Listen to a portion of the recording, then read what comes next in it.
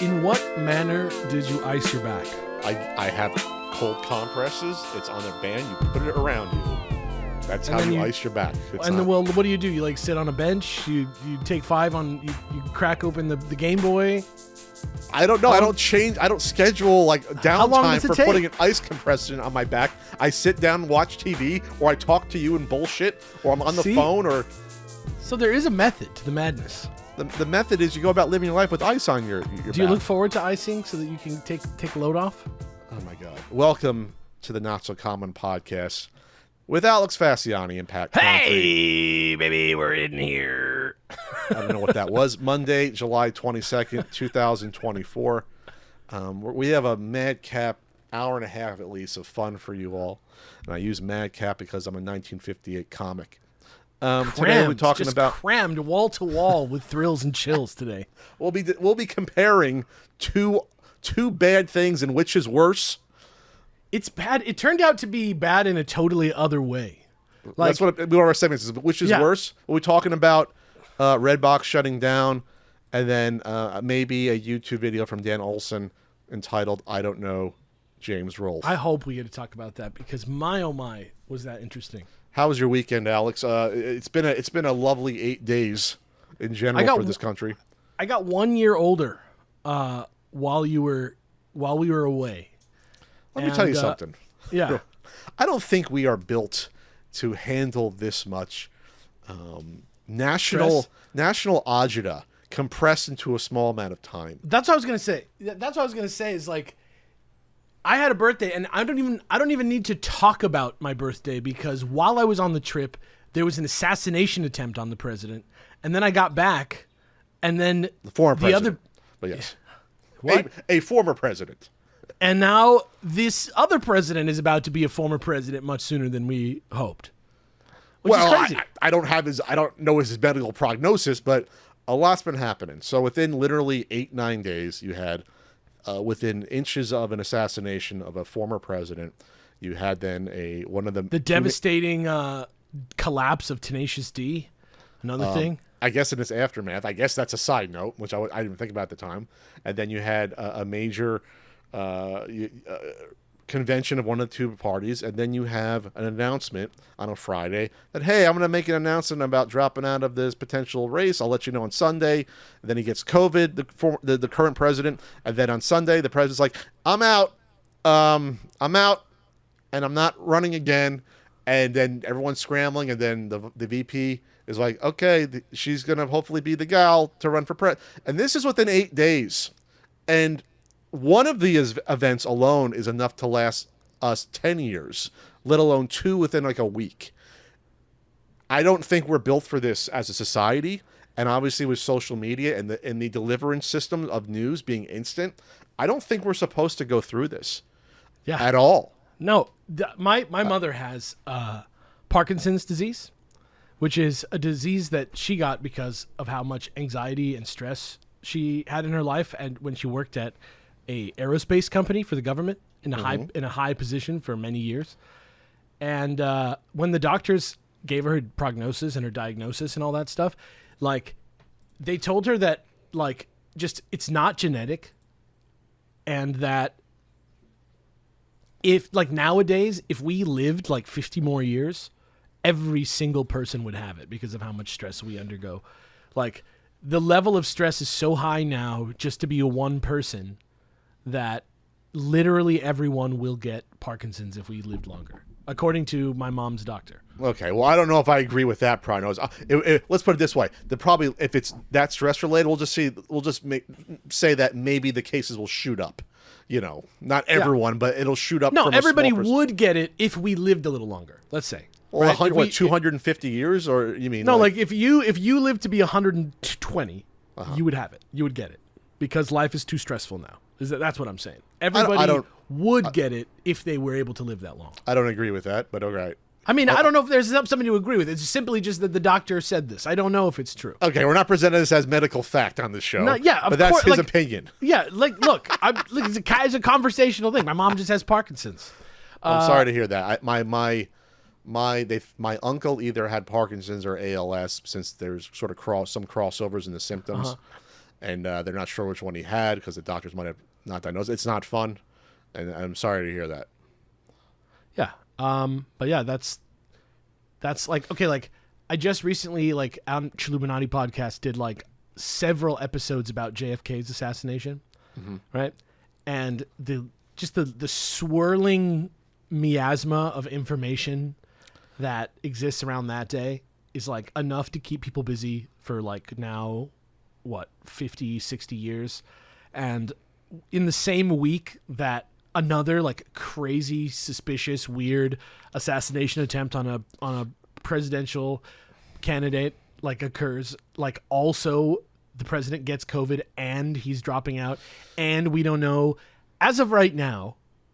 Just so you know, like, it's like Monday right now. We didn't know until like a couple hours ago whether or not like the Democratic establishment was on board for Nancy Pelosi, and whether or not we were going to have like an open Democratic convention where it was going to be like some kind of fucking free for all where like Doug Manchin tries to, like, you know. I'm trying to keep. By the way, I'm trying to keep this a little nonpartisan, this conversation. But if you want to get into the DNC, well, I guess he's a Democrat. Like, I mean, you know what I mean? Like, he's just the Democratic candidate. It's so stressful and so crazy, the amount of speculation and activity and the consequences of everything that's in the discussion of our media cycle at the same time. And we also have we already have called on Capitol Hill. You have the head of the Secret Service. With both parties are like, what the fuck happened? How did you allow this to happen? Because it's very. The issue is now is like, well, everything's filmed nowadays.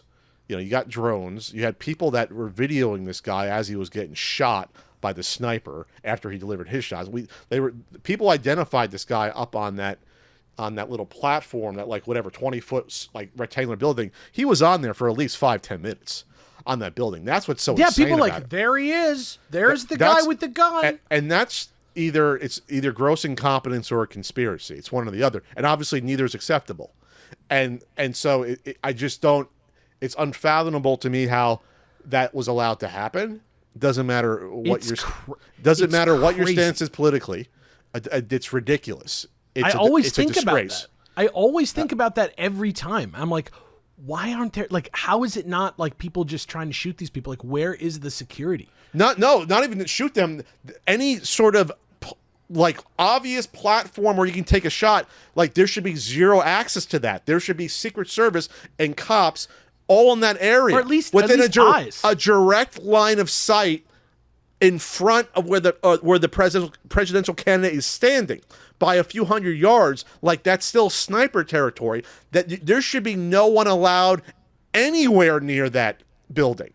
Right. To get on top of it. That's what's so insane about it. And there was a team of snipers in the building, theoretically? I didn't hear about that. But the fact that the snipers saw the guy before he took the shot and probably had to get clearance to shoot him, which I don't understand that. Like, hey, if the guy has a rifle, you should just shoot him. You can't just shoot a person. You can if he has a rifle and he's aiming. Maybe. I don't know. I don't know what the vibe is on rules of engagement. Rules of engagement around a presidential candidate would be like, yes, you can shoot someone that has a rifle and they're aiming it at someone. Absolutely.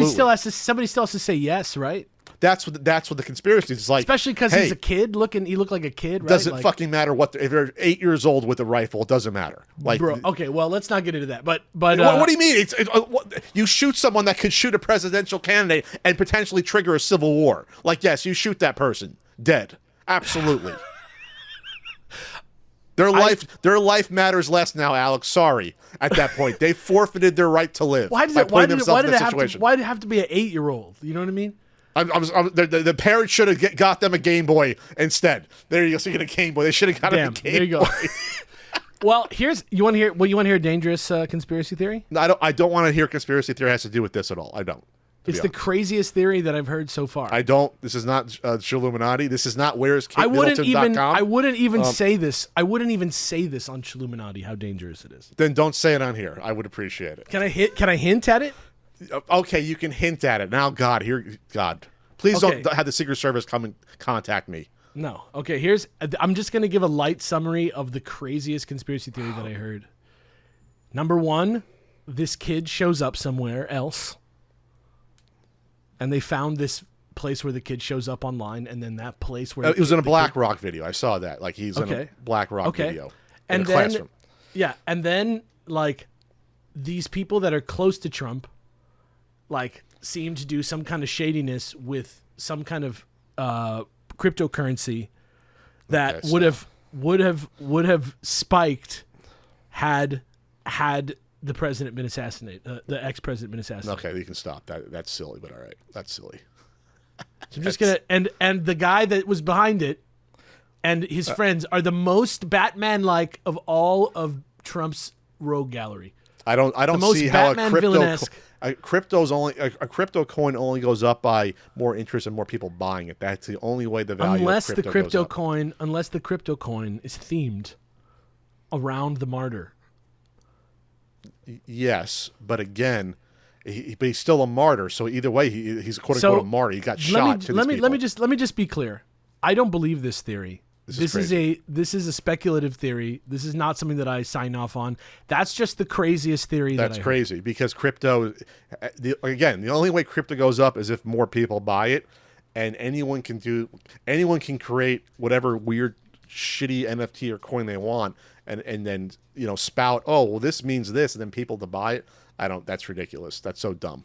There's so many easier ways to make money than that, Alex, by scamming people than that. There's so many more easier ways. The one thing about it that brings me comfort about something so crazy as that is the idea of infighting among the crooks. What do you mean? You mean unity for like 24 hours of unity talk before it dissipated? Is that what you mean? No, I'm talking about within the people who I think are in this government and around this government that are like just in it to get personal power and personal gain and get out of this with their own pockets lined with stuff. Like those types of people I feel like are not unified right now. I think they are biting each other's heads off. I see. There's no clear path to power for these people. So Yeah. that they don't have a chance to, they're like in their little silo, so to speak. They're not having their big fucking meetings anymore, like in front of a giant carved wooden owl somewhere. Yeah. Well, they might be doing that. I think they do that every year, but that's. But what I'm saying is, Yeah. it's such strange ground that it's a little too much chaos for these elites to come in and plan things at this point. Yeah. In the end, I think everybody's just dumb as fuck, which is. No, great. not everyone's dumb. There's people that get preyed upon because they're not intelligent enough to see what's happening. And then the ones that. No, make no mistake. I'm talking about a very select group of like 10 to 12 insiders who all are, if you think of a laundry list of people, they're all just dumb Batman villains that are at the top of this. There's people trying to run the government, right? And then there's off to the side, this like group of people that's there to cause chaos and be unserious. Those are the people that just bother me. You know what I mean? The ones that aren't actually pulling the strings bother you. The ones that think they are. Those are the ones that bother you. Yes, like they're like weird, like really well manicured, like the crazier Congress people that just you're like how are these people taking just seriously? Like slap on a. This is not. Yeah, and again, you can just imagine whatever political party you want around these people. I know what political party I think most of those people are, but you tell me. But the point is that I'm not into the deeply unserious stuff. I'm not into the rhetorical games. I think the bad faith politics is so much different than like what you believe. You know what I mean? I think it's so much more destructive. Just trying to do gotcha stuff. It's all gamified for personal gain. That's my opinion. Yeah. I don't think meaningless. I don't now. think these politicians believe 60% of what they say. I think they believe they say the things because that's the way the system works for them, and the way they stay in power, and the way they get more money for their coffers to get reelected, especially if you're in Congress, because it's every 2 years, which I always said should be every 4 years, because you shouldn't have to always be campaigning to be a congressperson. Right, They're exactly. constantly campaigning. They're constantly campaigning, basically, which is not good in order to... Even the ones I agree with, right? Like, yes. I want them to like go into a room and like pass some laws. Yeah, that'd be nice, right? That's what you're supposed to do. Yeah, that's why you're sent there. Like that's the real problem that let's I have. Get in a room. Let's write something down. Let's hammer out an agreement here. Like, right? If we're talking about I've seen my Schoolhouse Rock. I know how it works. Yeah, if we're talking about actual political beliefs, like I still believe in like American people, and that like our morals as a whole group will like always win out against insane policy. You know, I would hope, for the most You know. part. But this bad faith politicking just it removes the power from our hands, and that's what we should be angry about. Well, sure. Which goes back to what I've said forever on the Not So Common podcast by myself, that we need term limits and we need money out of politics. But of course, that'll never happen in my lifetime, nor yours out there probably. So there you Maybe go. mine. Maybe mine. Maybe. Well, you know, I don't have that many years on you, so you know, you're a little generation, half a generation. Behind me. Maybe my transhumanism will find me a way to see a better life. You know, We need an Alex political party. Yeah, yeah. You know what? The chill party, the literal party. How about that? How about we're called the literal party, and we just like to my platform. Here's my complicated politics. Right. Okay. I want everybody in America to be able to hang out and have a barbecue in the backyard, regardless of what you believe in, and all your friends are there, and there's cheap beer, and the meat tastes good, and the music's good, and nobody has any major problems hanging over their head, and nobody's afraid of what's going to happen tomorrow. Well, yeah, but that's you just described normalcy, right? Yeah, no, I didn't. I'm talking about a successful, productive society that every single person here can relax and have a barbecue. But I think we can have barbecues together. But if we just remember that, you know, as much as national politics has an influence on our lives, day to day, I always say this: it's a lot smaller than you realize day to day. It's a lot more consequential local and state politics, which always people don't pay attention as much to those things. But that's what really, really matters. That affects your day. You know, every day it might affect you in terms of, you know, prices. You know, prices at sort of like extra taxes at the pump. Obviously, sales tax. You know, my income tax, my real estate tax, all the different. You know, if I have to get something installed in my house. If I have to get a new, you know, AC system, I have to get permits from the city. I have to go through that. I got to fucking renew my license and take a written test they didn't tell me about until I got there on my birthday. That's not national. You're starting to sound like Michael Douglas and Falling Down right That's now. the point. None of the things I just said that can ruin my day and have are national politics. That's all state and local. And that stuff, I don't wake up and think about it. But that's the point. What I'm trying to say is, but you don't see people at each other's throats nearly as much when it comes to local and state politics. Right. And that's what really controls your day-to-day living on a much more macro scale than you realize. Yeah. And that's why I said, like, hey, if we go to a barbecue together with people from the left side of the aisle and right side of the aisle and somewhere in the center, I think we should, in theory, be fine to do that and realize that, hey, we're just having burgers and hanging out.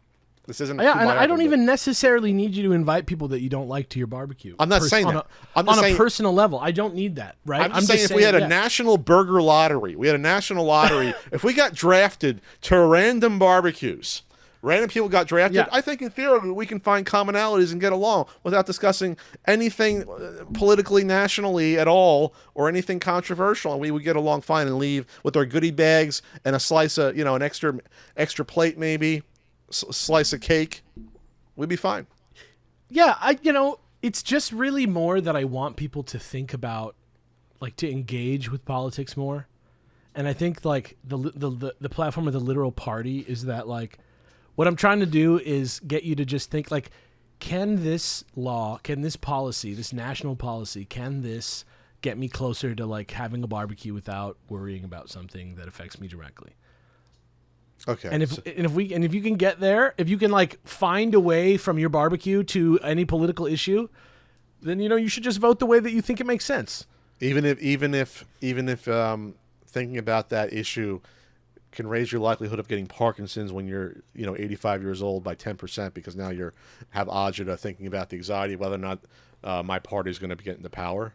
I mean, I'm not saying that's bad. I'm just saying. If I wasn't addicted to my cell phone, right? If I wasn't addicted to, like, going on Twitter, doom scrolling. Yeah, if I wasn't addicted to my phone like I have been for, like, 8 years, right? Like, I would probably not think about the issues until about a month before the election, and then I would probably do what I normally do during an election year, which is I spend 3 hours of my time one day, just sitting down and like reading and watching videos about like what is on the thing, reading the ballot, and just doing like a little bit of research, and then I can like vote on every issue with some knowledge. And I know that seems so boring, but actually, you're just an asshole, and you should do that because that's what we do to live in a country like this. So I thought about what if these 8 days happened in the late 60s. There were assassinations, political assassinations, multiple in the 60s in this country. And you did have the last time an incumbent president decided not to run for re-election happened in the late 60s with Lyndon Johnson. So if this last 8 days had happened, we'll just say 1968, it had happened. This is what would have occurred. We would have done our regular jobs, no podcast back then. We'll just say we're both radio show hosts back then, right? We both have a daily radio show. Honestly, we'd be so set if it was the 60s and we had a radio show. We wouldn't have to work. We'd have like a car. We'd have DJ spinning those tunes. We'd be set up, baby. We'd be having barbecues every weekend. Okay, not us, but say you're an office worker or you work like you're doing good blue collar work. You're installing an AC unit in someone's house. Sure. And the local permits just came in, which I just talked about before. Well, what had happened was the whole day's events would have happened. You would not have known in real time, unless you had a radio on listening to a DJ or news person, that a presidential candidate almost got shot. You wouldn't hear about that until you came home and had your dinner and turned on Walter Cronkite or an equivalent news show and learned about the facts of that day. You would have gone the whole day, oh, this is a pleasant day. And now in an hour time, you hear about this event. It's shocking. But at least you have this whole day in order to have normalcy in terms of like, oh, I'm just going through my normal routine. This is fine. Now that option has been almost ripped away from us the past 15 years. And I know there's people that are like mostly offline now, but a lot of people now, they grew up with it. They're entrenched with it. It's part of our jobs for some of us now. It's very like, ooh, if you're offline. It's very like not but the point is, the common way to be. Not so common. But the point is, for all of our civilization's history up until the past 15 years, that's how we evolved to be. That's how we are. Where it's like we are not predisposed. We have not evolved to be inundated with all this information all at once and bad information that is not true or spun or doctored and like on the fly as things happen. And I don't think I think we do realize the bad effects. I don't think we know. We're not going to know the full effects of this for decades. Like the sociological effects of this are insane, probably.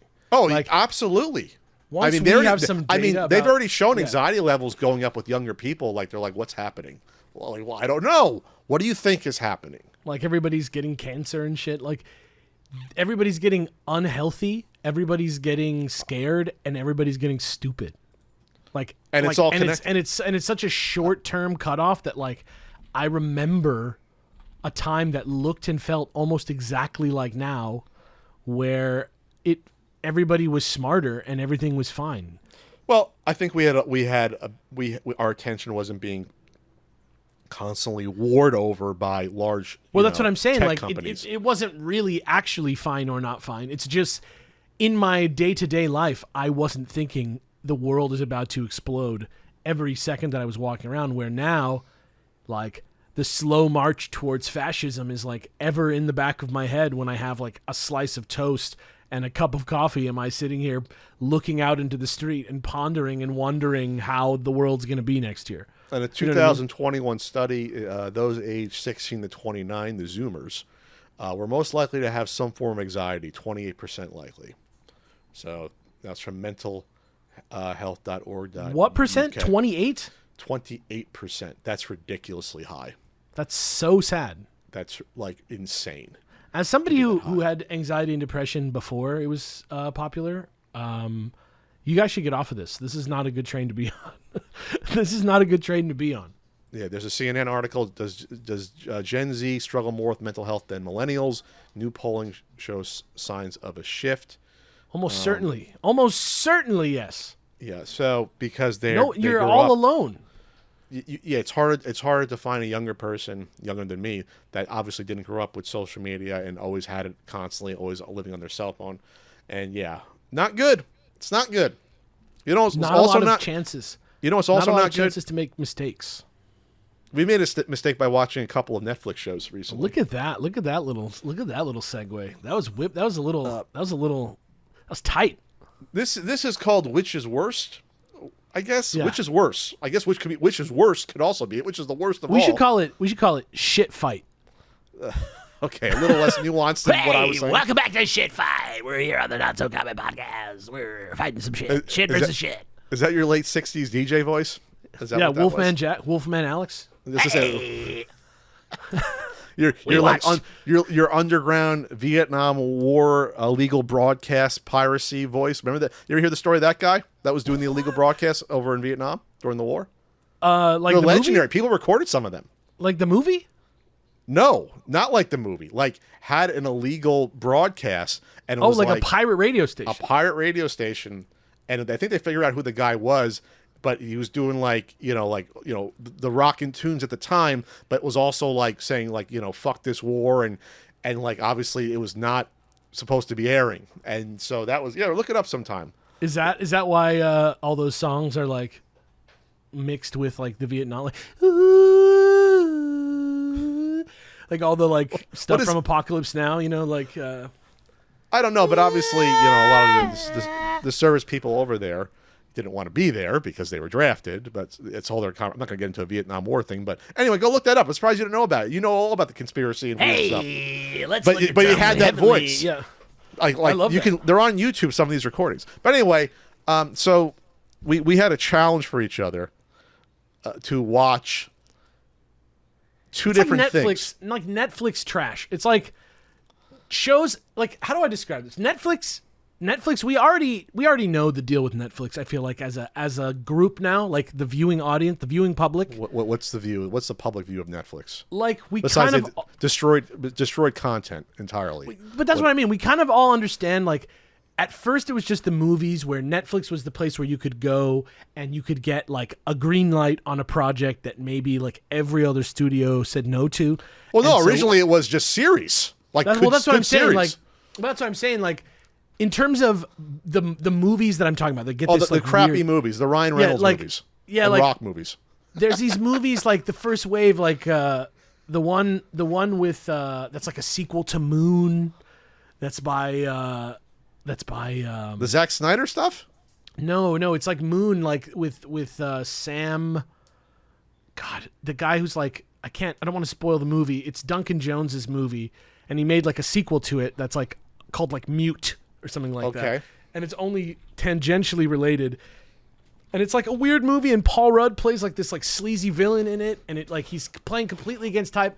And like the character of these movies is that like the wrong people are cast in them. They shouldn't have been made because they're like not finished. The draft of the script is like not tight enough to be like the Yes, shooting script of a movie. All It's the crap just- that got rejected from Hollywood. yeah, and so these shows here that we're talking about right now, kind of like in that tradition, are like nobody stopped to think like, is King of Collectibles really just glorifying the virus at the heart of collectibles and like, you know, speeding up its like death as like an earnest hobby? So, And- Alex, what is the King of Collectibles? That's the show I challenged you to watch after I covered it on the CU podcast. Yeah, so this show is like, in terms of production quality, the show is good. Like, it has money to it. There's like lots of cameras going around. Whoever made the show, like they're doing their thing. Like the cast is like they're doing their reality show like cast thing where you know all the characters and stuff like that. And actually, like in terms of like it being a reality show, right? Like in terms of, we all know that they have writers and like yada yada yada. Like everybody involved in this show is like willing to act on camera, willing to like take reality again and again and again. Alex, you still haven't explained what the show is about. Well, I'm gonna get to that, but like Okay, on the surf, I just want you to understand that we're not talking about a poorly made TV show. What we're talking about is a show where the message is sheer evil. We're talking about a billionaire boys club of like if there was a villain, if there was a Pat the NES Punk movie. Oh God. if there was a Pat the NES Punk movie about going around and not getting screwed over about like collectibles and building a collection based on stuff that you really loved as a kid that's important to you and finding stuff and only going for a complete collection for the thrill of the chase. Feeling and magic of owning something true to your heart. Yes. Yeah, and the hero journey and the sort of like sentimental recapturing of your childhood glory a little bit. That's all good stuff. That feels good. That's good. These guys are like dudes in suits who don't give a shit about anything that they're buying and selling, who are like literally like doing like the Facebook movie level hustling, and like they gas each other Alex, up. you still haven't explained the premise of the show. I'm sure you're going to get there, but the audience was like, what is he talking about?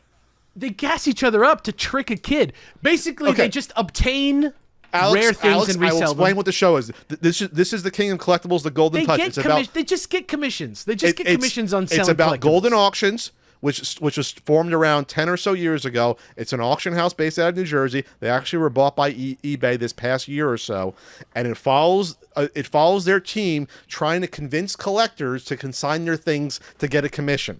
That is what the show is about. It's a reality show. There's usually a theme to each episode about, hey, we want to talk to this guy and get him to consign this rare sports collectible, this rare piece of pop culture memorabilia, etc. Really, you know what it is? Is it's like, you know how like there's like those lizards, what are they called? The Komodo dragons?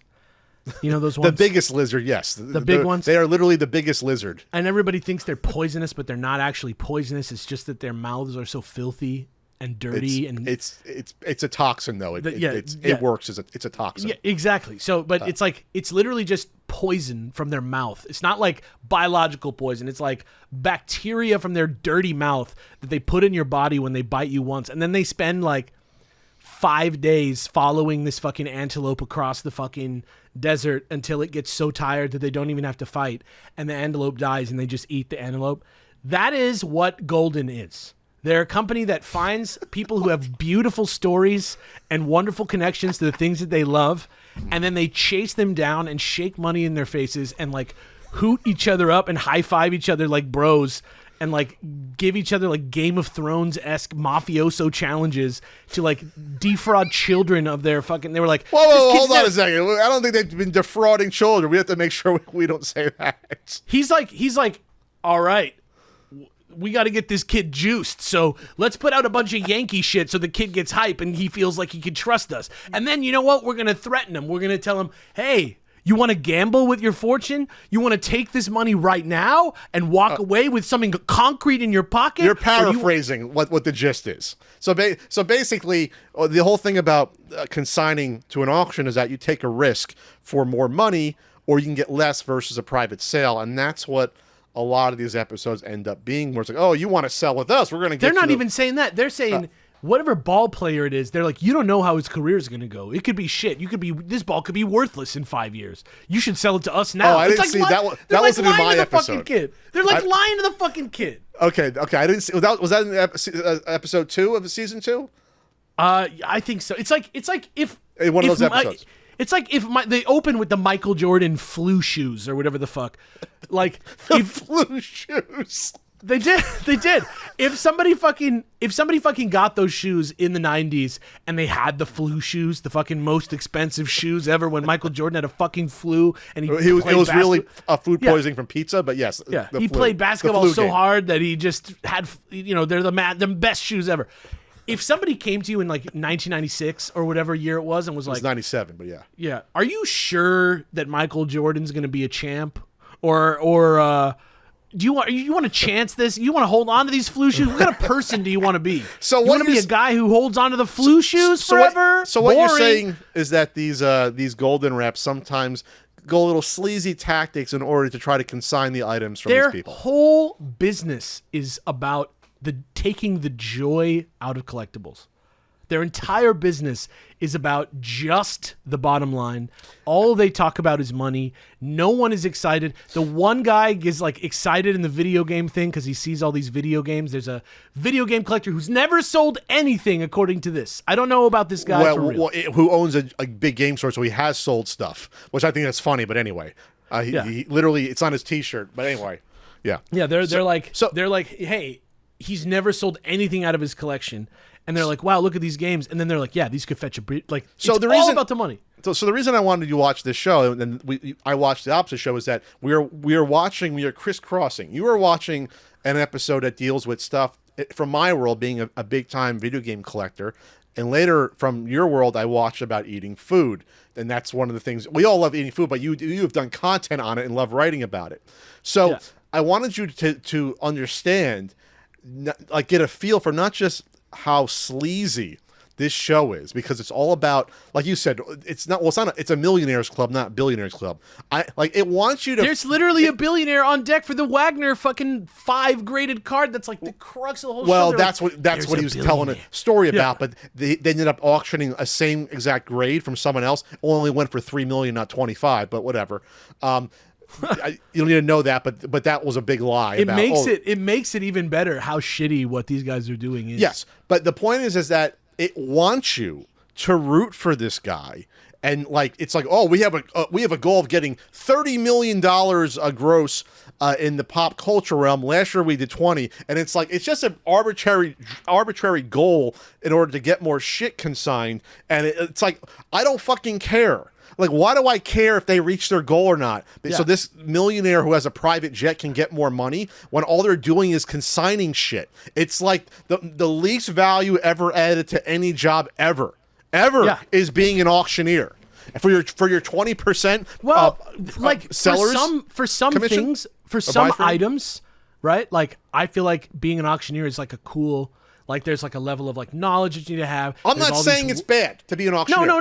No, but I'm just saying in the case of this, not only is it like these guys are assholes, these guys are like assholes, like they're like, you got to be an asshole if you want to make money. Like, that's their fucking vibe.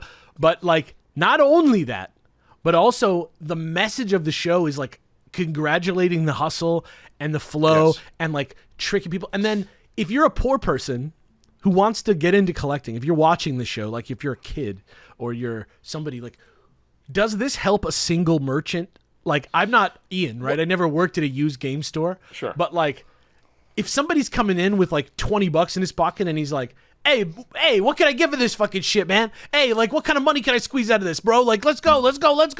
What kind of deal you gonna cut me on this? It's like, what kind of mentality is that to start with as like a beginner collector too? Well, it's not collecting anymore. That's what the show doesn't understand. The people that work for the people that, you know, I always said, what are these guys are Italians from Jersey? And I said that before I knew they were, you know, Italians from Jersey. These are guys that I saw, working in Belmar, bouncing bars. But anyway, I'm sure they're nice fellows, but they have the whole vibe going on. The scene where he pulls the young guy in and he's like, don't fuck me on this. Like, I need you to like deliver on this or don't come back and look at me in the face again. And he's like, all right. And then he fucks up and he's like, I didn't even see that scene. So you're saying he was yelling at one of the guys to make sure he consigned something? It was like a small potatoes thing, like only like $80,000 or something, which I say only with a huge eye roll. But like, yeah, but the commission wouldn't have been that like make or break. Right. But he sends him out to do this, and then he like guarantees the buyer that like the athlete's gonna like be involved in the sale or something like that, which is like not the case. And then he brings him in, and he's like, I should fucking beat your ass or whatever. But all right, you can't quote. They didn't say that stuff. It's like he's giving him like the bad cop, and then at the end it's like shin dun dun dun dun dun, and it's like, but actually I'm gonna teach you a lesson. If you're gonna be a hard he does like some fake good boss shit in it also. Like it's so written. It's so annoying. The people that are selling this stuff are way too good on camera not to be like fully on board with the whole thing, and are like, maybe like, I don't even know if that sale was serious, now that I'm like thinking about it. I mean, you can look up past sales on the website. There are real auction sales that happen. Sure, but the Wagner card, right? There's like a 2-episode arc about this guy who's like, and he comes over and he brings 10 million in cash, and the guy's like, no, I won't. Go back. Oh, that's real, because he didn't consign to them. It was another card got consigned. It wasn't his card. I looked it up. But that's why I'm saying, like, maybe the whole thing was just them going back and forth for the show, and he was never gonna fucking sell the card. I think from the reaction, exciting collectible. I think Steve actually did not know that they were going to plop $10 million in front of him from his reaction, or he's a very good actor. I thought he was like, what the hell are they doing in my office? Giving me this, they're not even giving him money. That was supposed to be a pre, like almost like a loan. Like, hey, you're going to make at least $10 million, so here's the cash up front. Yeah, he wanted a guarantee. It was not a guarantee. It was just, hey, this is like, we're going to front you the money in cash, which to a businessman like that is like, that's great. I'm just going to throw it into my bank account anyway. Like, what are you doing? Like Steve was like, what are you doing? Like, this is ridiculous. This is for show. It's just all brain. It's all just food for you to imagine being a rich person yourself and how dumb it is. You think that's what the appeal is? I don't think that's what the appeal is supposed to be. It's like it's like Ballers. I think the appeal is supposed to be is I have something rare that I can auction off as well and make a lot of money. That's I can be in the thrill of the hunt. They had the poor family in the one episode. I don't know if it was that episode or another one where they found some. I think it was a Lionel Messi like chase card. Or ends up auctioning for like $100,000, and it's like they have the whole family at the headquarters, and this is life-changing money to that family. And so at this point, to me, it's exploitative. Like, they have them all on camera, unless they pay them to be on camera. I doubt it. I think they fucking do, bro. I mean, I hope they do, and they have them up from wherever they live, and they're like, hey, this is life-changing money. Oh, here comes another bid, and they had the fake sounds. Like there's no sound that happens when a new bid's coming in on the website. It's just it updates. Right. Like it updates when a new bid comes in. Like if you know how it works, it's like okay, they're dramatizing some of this, for the appeal. So the thing for me here is it's like an evil job. You think it's evil? Jeez. It's like a great show about an evil job. Yeah, any job that's about getting as rich as possible is dumb. I don't think it's even about as getting rich as possible. Like that's not to me the problem. Making money isn't the problem with this show. It's the fact that they have to sweet talk a lot of these people into giving up their stuff for promises of riches. Which it's ABC always be consigning. It's like bad. Always be consigning. But the point is that like those people may not be ready to do it, and a lot of times they're not going to get this amount that's promised. Like they don't do a good enough job saying, well, this is a risk.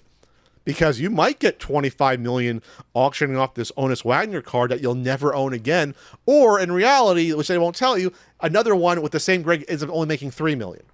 Right. So if Steve had gone through with that, he would have been screwed. He would have been like, "What the hell did I just do?" Unless he got his $30 million guarantee that he was asking for. No, he got nothing. Like I said, know. I'm just saying he didn't get a $30 million guarantee because everybody involved in the sale knew that $30 million was a ridiculous amount to quote fucking this dude. He wasn't getting any guarantee. He wasn't offered any guarantee. That's the point. That's what he was asking for. That's the whole. That was his whole thing. Yes, and Steve is absolutely correct to ask that. Of course he was. Of course he was. But the numbers. He's not an idiot. I just think I think the whole idea of it was just all gas. I think it was all just nonsense. I think most of the stuff in the show is nonsense. It's a rough show to watch because it made me insane. Yeah, because it's like 10% learn about the collectible and why it's cool, and then 90%. Well, we got to talk this guy into it because we got to reach our goal of hitting this amount to get our bonuses. That's like I don't give a shit about your bonuses. I don't care about you. I really hate watching people like love making money. It's like my least. It feels like watching people shoot heroin. I hate it. It's the equivalent of watching people shoot heroin. People being like, "Fucking gains, bro, profits, baby, whoa!" Like, it's disgusting. But it's not even gamified. Where, like, say you did a show about day trading, right? Yeah. At least with that, you're not sweet talking people. You're just like, okay, we're gonna use our knowledge of what's going on, and we're gonna basically be gambling with some knowledge and getting in and out. It's like, okay, at least you're not like sweet talking people into giving up a collectible they love or something they love for a potential to make a lot of money. Yeah. A potential for it to be worth more than the sentimentality of owning it. There's a direct like Satan vibe to that type of deal. Like a monkey's paw kind of vibe to that type of deal. I don't have a problem watching a show about people making money if I don't feel sleazy after watching it. I separately as a personal thing feel that the idea of like getting hype about making money as like your main job or hobby is fucking. It's not a good look. Like to me, I judge. You'd I rather judge. watch Red Notice starring Ryan Reynolds and The Rock, that movie that No. I've fallen asleep 3 times, literally No. 3 times trying to watch on Netflix. I would fallen not asleep each rather. time. I would not rather watch Red Notice. I would just. I would rather watch somebody doing something that they just love for fun. Like I would rather watch Huell Hauser. Give me some Huell Hauser instead of King of Collectibles. Go on YouTube. Do yourself a favor, listeners. Go on YouTube and go watch the 24-hour SoCal PBS Huell Hauser live stream. Oh, That's unimpeachable, earnest, naive wonderment and entertainment for its own sake. Educational, beautiful, delightful, inoffensive, great. I think Ian's a fan of Huell Hauser. He's brought up Huell Hauser before. Really? Oh yeah. That's because he's a gentleman and a scholar. Oh okay. You know, So God bless the man. So that was your assignment was to watch King of Collectibles, which, by the way, this is the bad part about it.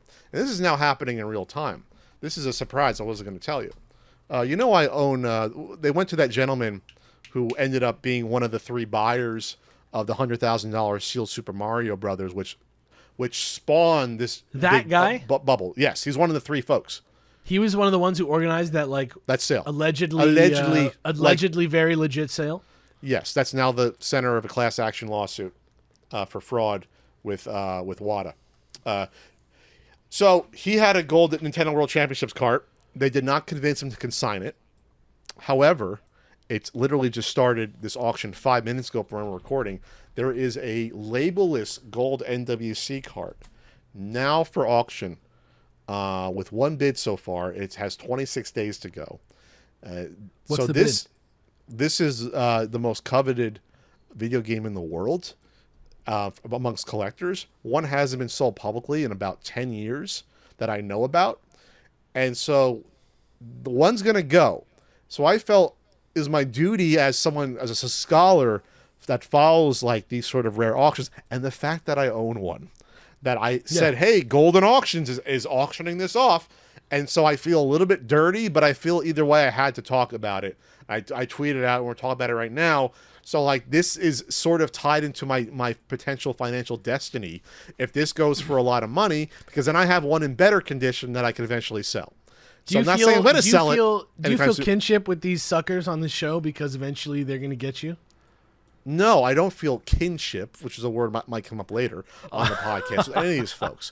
What I'm saying is that my fate is now tied to this awful auction house that we've after watching the episode. I don't want to work with them anymore potentially, and I could, and I don't want to work with Heritage Auctions. My options grow thin, Alex, if I want to sell something that's worth a ton of money like this, because I've publicly said I don't like these folks, But now, hey, maybe Pat wants to buy a vacation house in his 50s somewhere nice.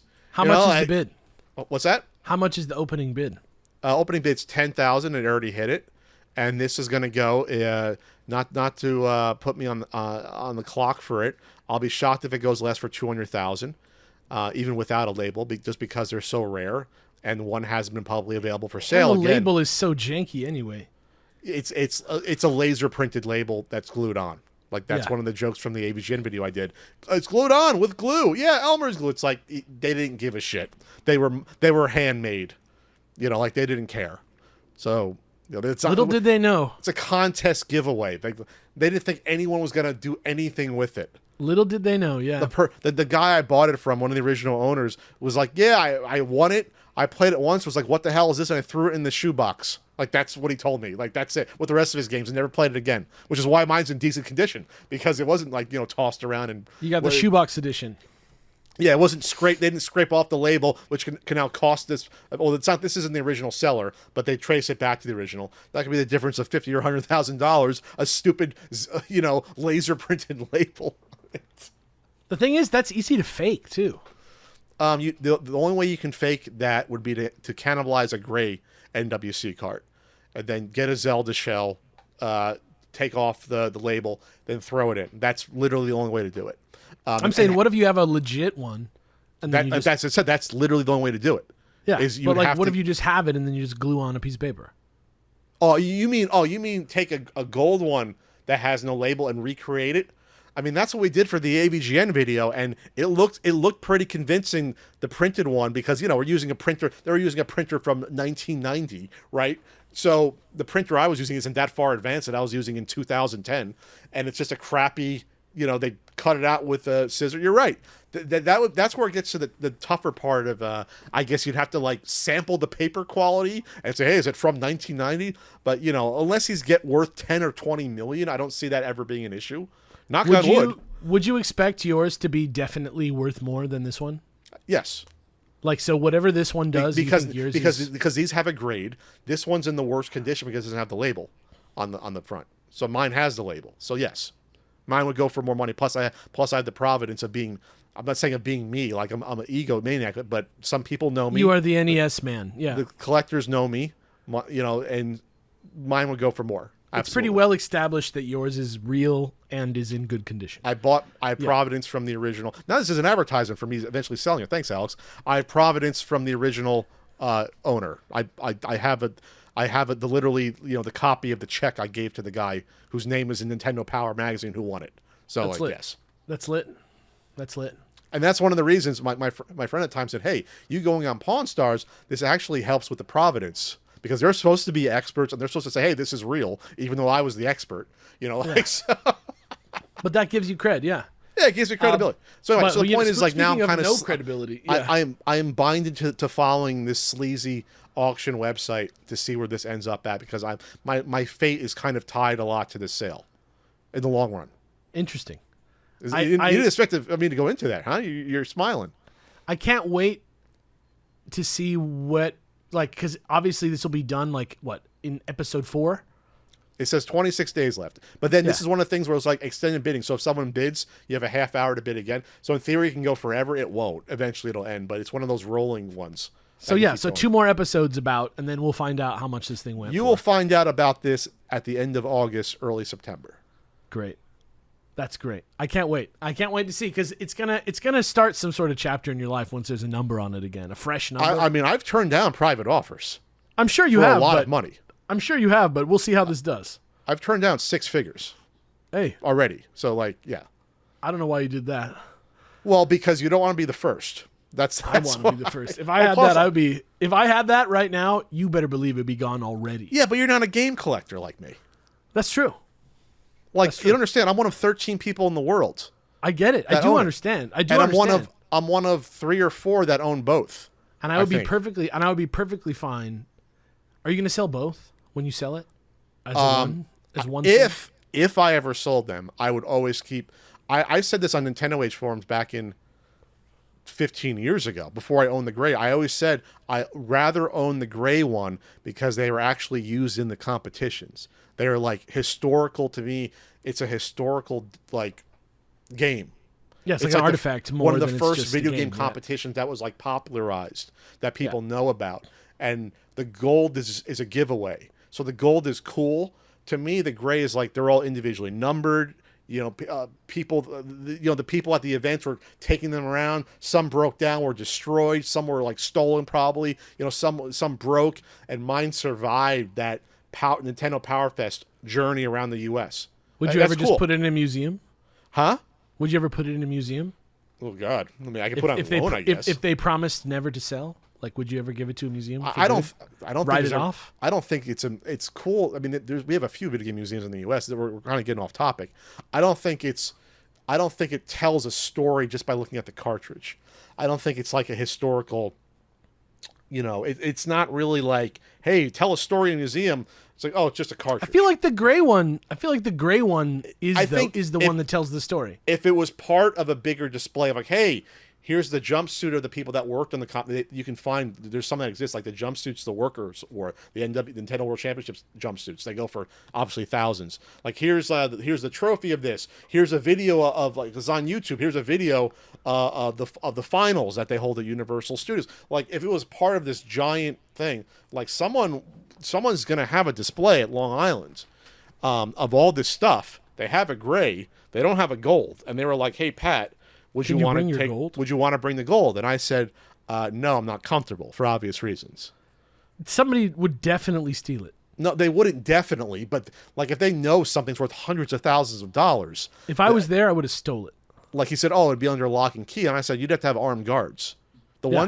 one time I had it at SoCal in 2018, there was an armed guard standing next to it the whole time when people were taking pictures.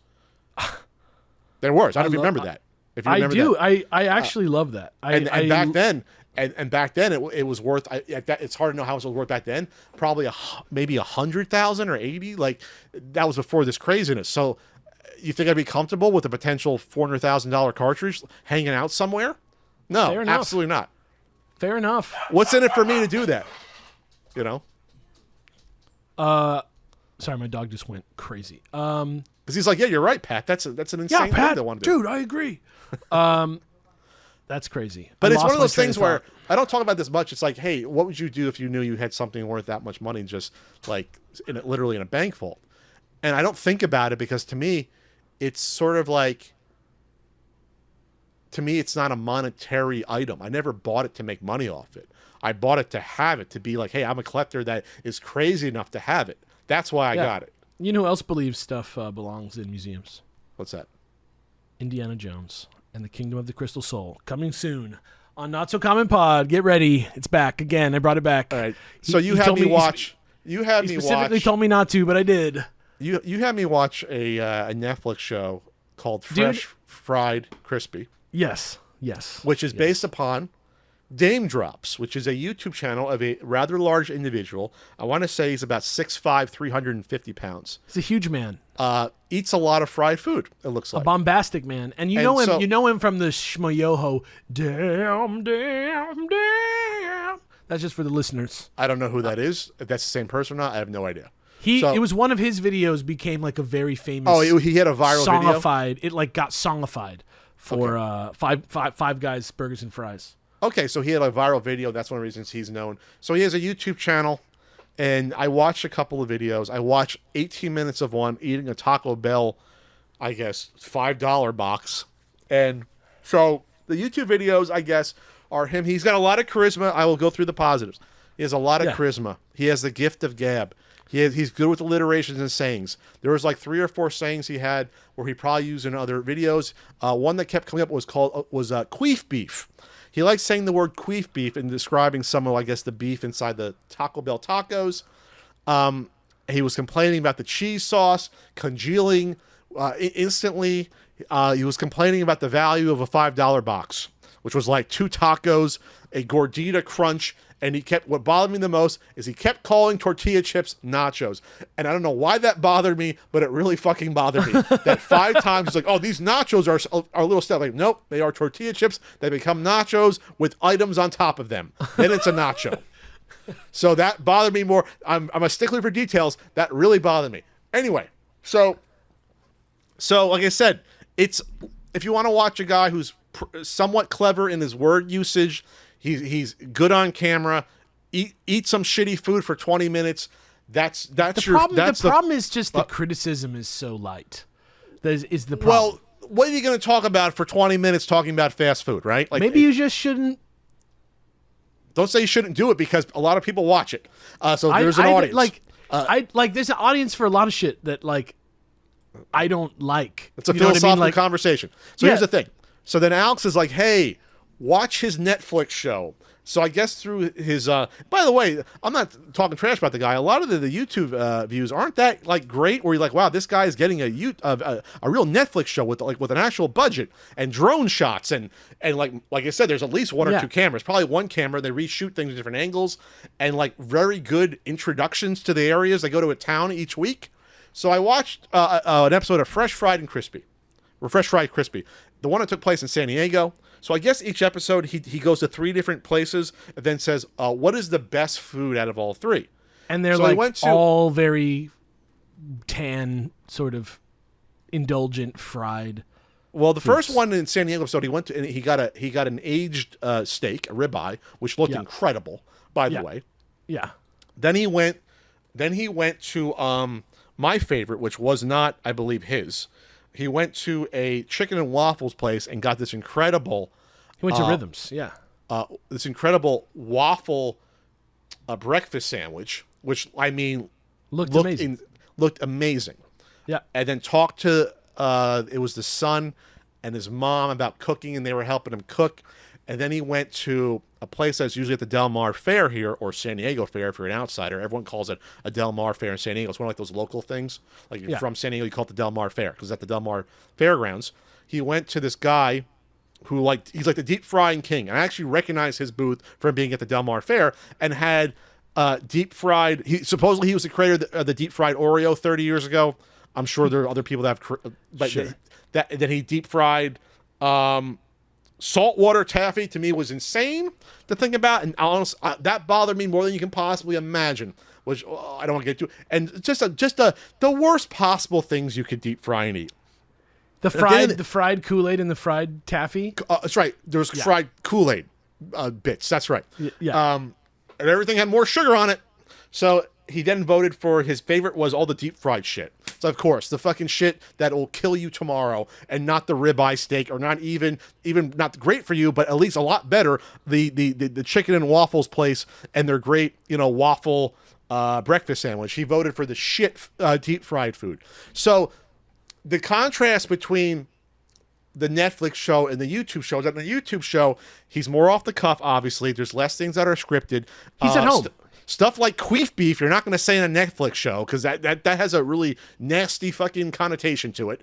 He holds court in the car. You know what I mean? Like the car is a world that he controls. The YouTube show is his personality. That's Daym Drops. Yeah. You get a sanitized version of it on Fresh Fried Crispy. You get like, hey, this is the presentable, safe version for Netflix, and you can really tell, especially the intros are all 100% scripted, and he does a great job delivering them, but that's not the guy. It sounds like he doesn't even know what he's talking about, really. I don't want to go that far and give him credit because I don't think he's unintelligent. But it's not that. It's like he just isn't briefed on, it doesn't feel like he went to this place because he knows about it. I'm in San Diego. It's like, that's not the guy. That's not him. He's just doing a host job. Right. When he then goes behind the scenes and is like, hey, that's life, getting all that, deep fried Kool-Aid. So, that takes you back to my youth. Like, that's more of him. Yeah. So that's closer to the YouTube show. And I came away with it saying, this is as bad. It's like as good and as bad as eating the deep fried Oreos. Like a little bit is fine. You have a couple of deep fried Oreos once a year. It's not bad for you. But if I sat down and watched 10 episodes of this in a row, I would fucking jump off the nearest bridge if I did. Because to me, it was like, it wasn't miseducation of about food, but there was nothing of substance to it. Yeah. And that's why it's perfect for Netflix. It was background fodder. Yeah. I thought I was going to like this show because I got, you know how you're Mr. Food Critic, right? Well, you know how you get, I don't want to say obsessed because that's not the accurate word, but it's like certain YouTube channels sometimes I will just watch a bunch of videos of in a very passive way while things are happening, and I absorbed a bunch of Daym Drops in this way because his channel at first hits really fun, and he has that good that viral video that's really fun, but you watch 100 of them, right? And it's he reviews the same places all the time. He just says the same rhymes all the time, and he's not really it's a shtick. He's not really going deep. For a while, he was promoting his app and okay, he has an you didn't tell me that he has a food app. What type of app can Daym Drops have? It's a review app. It's like a Yelpish type app, and just for his shit. Yeah, you can use it. You can download and use it, and I think you can watch a show on there. You actually, by going to the San Diego one, I wanted you to go to the San Diego one because I felt like there was a chance that something that he did in the show, since you live in San Diego, maybe you would recognize. I recognized the fried Oreo place from Del Mar Fair. That gaudy yellow and red. I recognize that booth. Absolutely. But the thing that that makes me sad about this show is that if you watch all the episodes, a lot of the stuff he is afraid to eat, which is a weird thing to the show is about delicious food, right? It's not bizarre foods or something like that, or man versus food where it's something horrible, something weird, you know or what I mean? Something you wouldn't normally eat. Right. Yeah. So why wouldn't you send somebody who knows what they're talking about and is down to eat the food? I don't know if you watched any of Denver, the next episode, but the first thing he has like I did. Rocky Mountain oysters and all this stuff. Yeah. I watched about 10 minutes of the next episode. Yes. Yeah. And when he's challenged, he starts to like try to like get out of it. Like I forget which one it was where he like went in the kitchen and like denied the guys his recipe and like made his own recipe. Or there was one where he had. Oh, okay. I think there was like the ube fries one or ube French toast and Spam fries or something like that. Where he was in Vegas, where he like threw it right in the trash. Like I thought it was. Oh, dreamy. so he was rude on a couple episodes. It wasn't even rude. It wasn't even rude. That's why it was so weird. It wasn't like, play acting, like being sort of edgy in front of food? because he literally was like, you know what? Maybe these weren't for me, but I think they're really good, and you should come back and try them. And he like walks off, and then it's like a cut to like them flying into the trash. Like I don't understand why they made this show with him. It feels like they had this show and then they like grabbed him and like they had budget for a food show and they just grabbed him and brought him in and made. Well, they wanted his followers. That's why you promote a social media person to like a more finished product. You want to bring over their audience. Yeah, but they didn't probably realize that, hey, he can't be trashing this cheap, this cheap mass-produced food. He's going to these folks and talk to them face to face. We can't have the same show like that. It's like if Guy Fieri was picky, is what it is. It's he can't be calling things queef beef, and then these people watch the show that run these restaurants, these mostly mom and pops, and be like, he just trashed our restaurant. Well, he doesn't talk shit ever in the show. He doesn't say anything rude. He just kind of like... He's a host, basically. Yeah, but he does things that are weird, and like... It just, like, the thing that makes me distressed about this, and this might be a good segue if we want to skip the second topic and go right into the third one, is that it feels like the money that was here was not interested in what Daym Drops was or what Daym Drops could do or making the best show with Daym Drops involved. It just felt like the money here was involved in making like an equation of things that each had a certain like minimum number associated with them. I just think that show could have been hosted by anybody. Like it was not his YouTube show. That's exactly what I mean. He was a hired host. There was like 20% of his YouTube show in the Netflix show. Like there was like he had some clever sayings still, the colloquialisms, but he couldn't go full Daym Drops. He had to reel it in. Yeah. And he was more like talking about, hey, how do you cook this? And like it was good natured, a lot of it.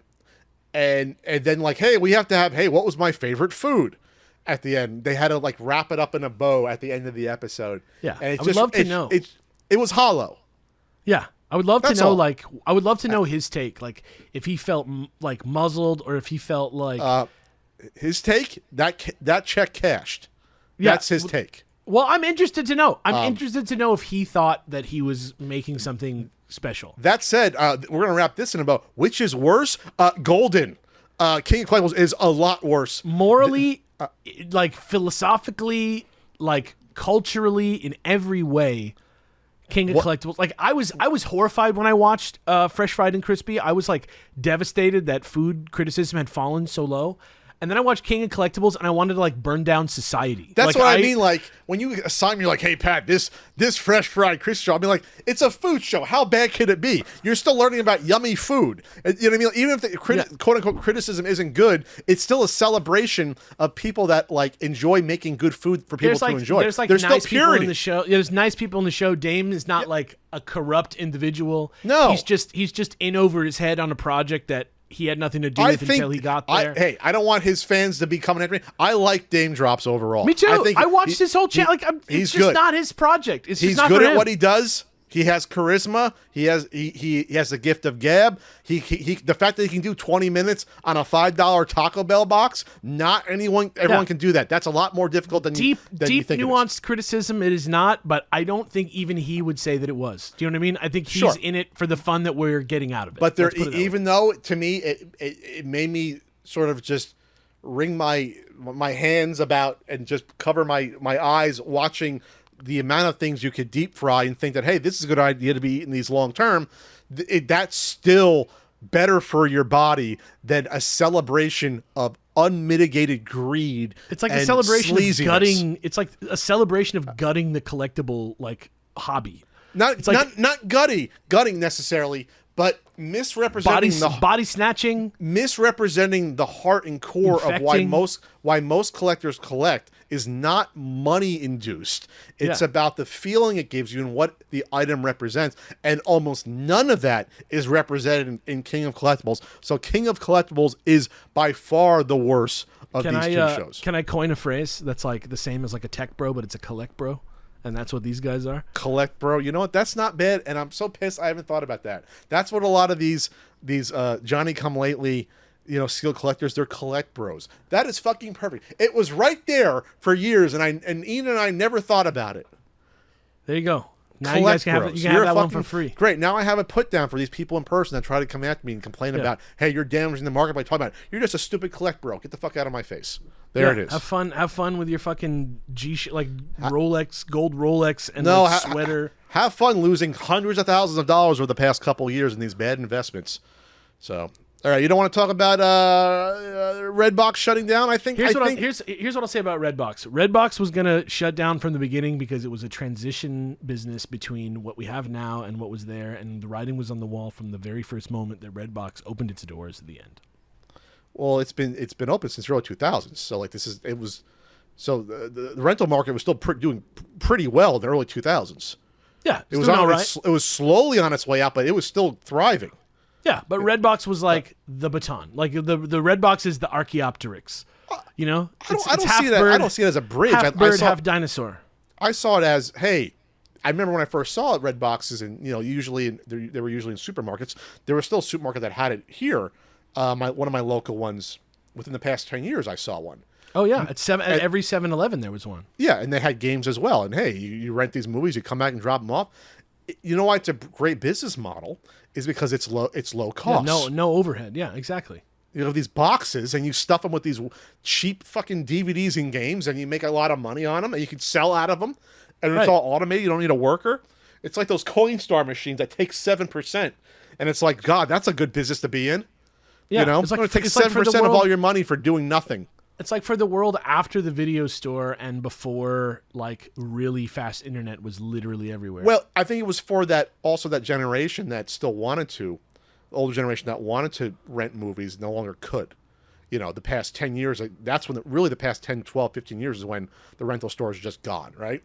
So, like old people, who I'm at the store. Yeah, that said, hey, there's still a rental thing. See, for Frank, he's like my older, hippie friend out here. And for those who don't know, Alex's audience, who's like in the early 70s, I'm Pat's young hippie friend. He's Pat's old hippie friend. Yeah. So I'm not a hippie. God knows ever accused me of being a hippie. I'm the hippie. Oh, sure. You're kind of a hippie. Kind of. You're too capitalistic to be a hippie. We'll talk about Not that. capitalistic. We just have to make money to live. I exist in the system, man. Anyway, I do. I have to own a $1,500 iPhone that's made by child laborers, man. Anyway, so. There's a cost to everything in capitalism, man. Just shut off your emotions. See, it's warped even me. Anyway, so Frank still loves buying DVDs and CDs and owning this stuff. Me too. This would have been something perfect for him. So it's going away. It would have been perfect for him in 2014. But even Frank probably streams most of the stuff that he watches now. So their parent company, Chicken Soup for the Soul Entertainment. I remember Netflix tried to buy them. I think they failed. They filed chapter. Like the books? They went from Chapter 11 to Chapter 7. Chapter 11 is the good bankruptcy for those out there. Chapter 7 is the bad one. Chapter 7 is we're done for good. Yeah. So now they're filing for Chapter 7. So there you go. Is that the book company? What? Chicken Soup for the Soul? I'll look it up. I have no idea. I might remember those? Yeah, I remember those. That would be weird. All employees will now be laid off, and 24,000 kiosks will close. So that's a lot of kiosks still. That's they probably were just. I'm going to check the local one.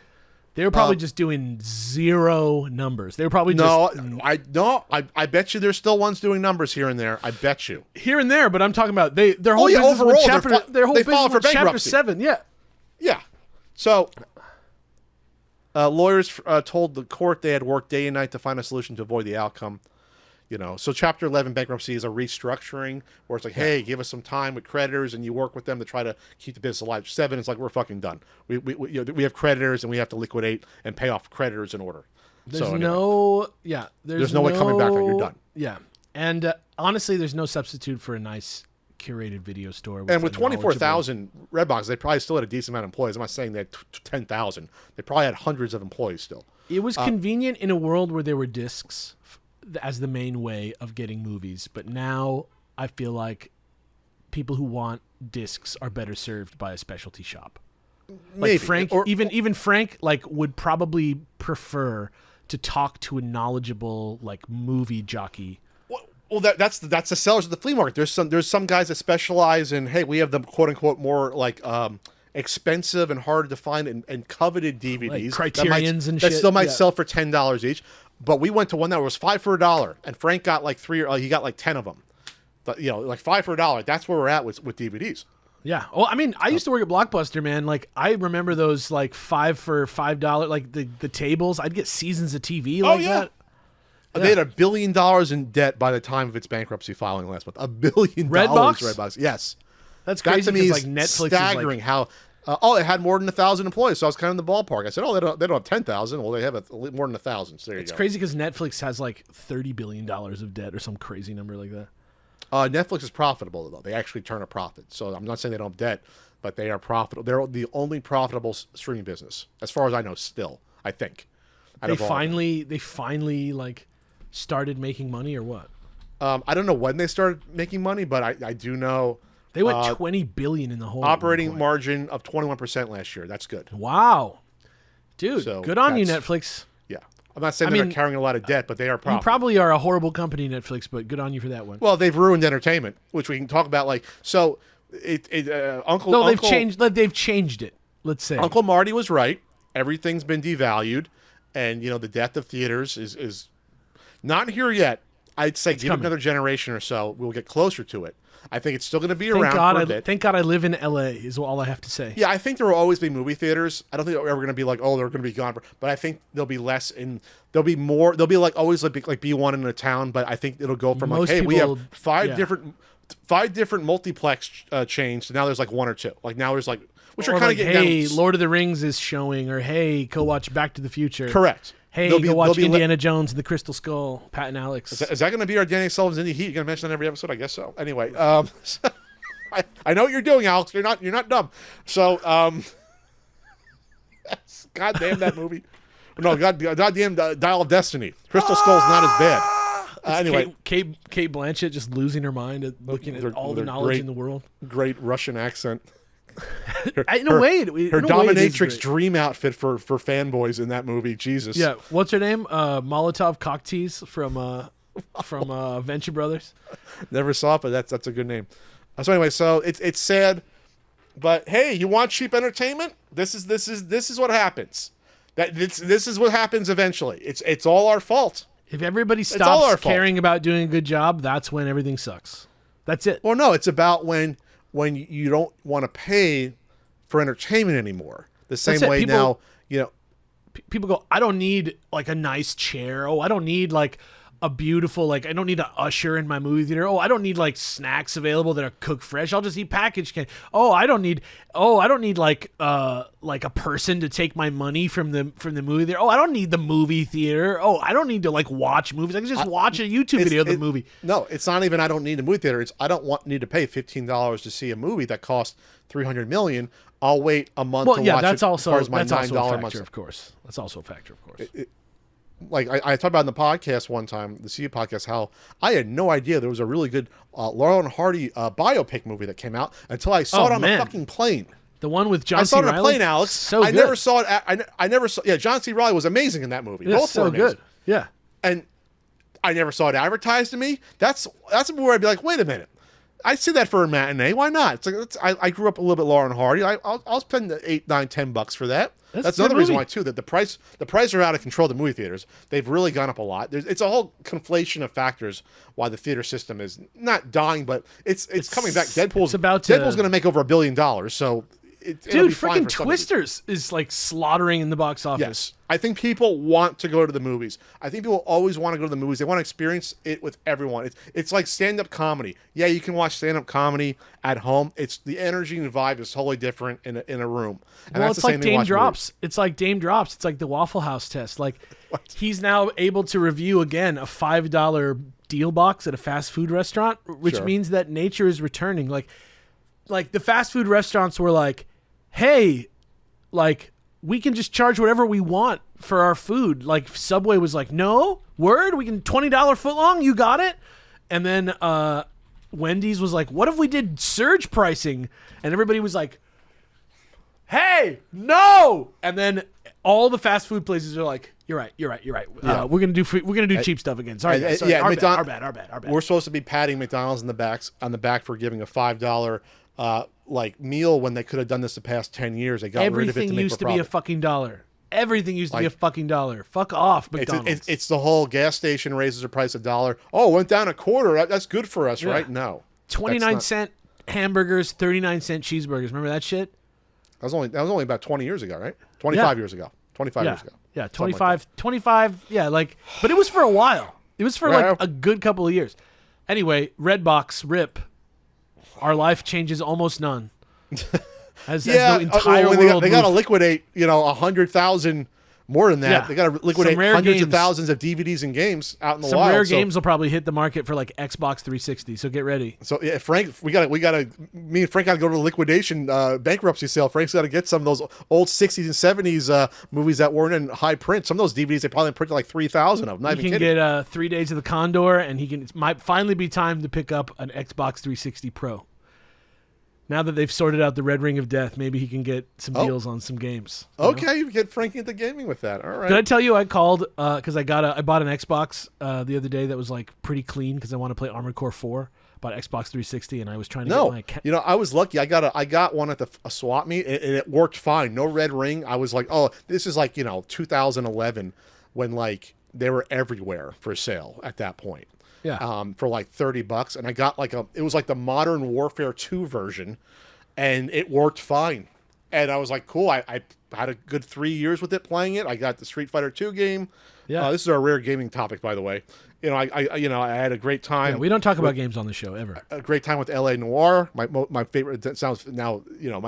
My favorite modern game in the last 15 years old. Almost. Did you hear the rumor? Did you hear the rumor that they're making another one? No, I did not. I'm actually very excited. If A they do that. musician leaked that he worked on a project that's like another 40s Team Bondi game. That's Really? like X Team Bondi.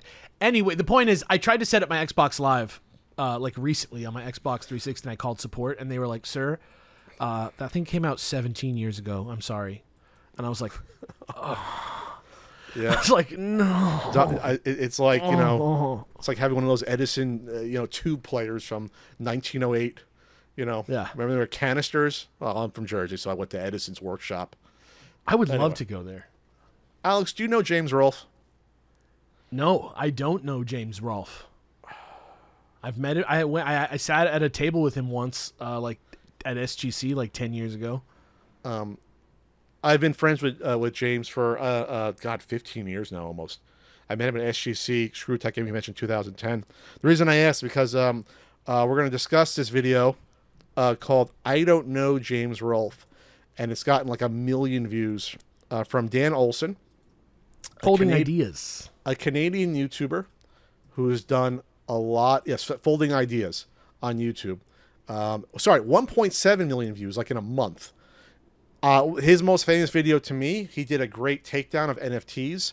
I think it was like 2 years ago when they were already starting to die, but everyone could see the writing on the wall.